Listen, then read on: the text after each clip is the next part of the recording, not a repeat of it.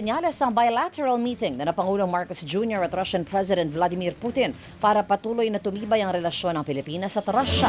Balita mula Malacanang, hatid ni Radyo Patrol, Christian Yosores. Christian. Rika, ayon kay Foreign Affairs Secretary Maria Teresa Lazaro, may mga improvement o pagbabagong kailangang gawin sa relasyon ng Pilipinas at Russia.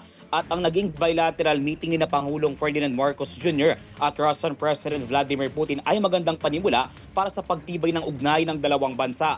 Makatutulong anya ang magandang relasyon sa Russia para matugunan ang pangangailangan ng Pilipinas pagdating sa energy at food security na kapwa prioridad ng mga bansa ngayon dulot ng sitwasyon sa gitnang silangan. Ayon kay Lazaro, maaaring suportahan ng Moscow ang pangangailangan ng bansa sa supply ng fertilizers o pataba, binhi para matiyak ang tuloy-tuloy na produksyon. Gayon din ang pagbubukas ng academic scholarship sa mga Pilipino at mga partnership kaugnay ng pharmaceuticals at science and technology. Aminado ang DFA na may mga hamon pa rin kaugnay sa kalakalan, pero naniniwala si Lazaro na magagawan pa rin ito ng paraan para magpatuloy ang trade relations ng dalawang bansa.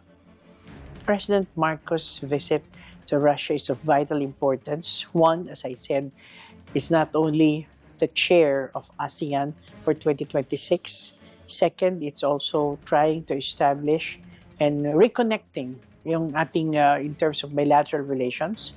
And probably the third point is certain discussions on regional issues. Meron din mga napag-usapan tungkol the Middle East crisis at the same time on certain issues on Ukraine. At yan ang balitang kumpirmado. Sigurado, ito ang Radyo Patrol. Christian Yosores, DZMM. Maraming salamat, Christian Yosores.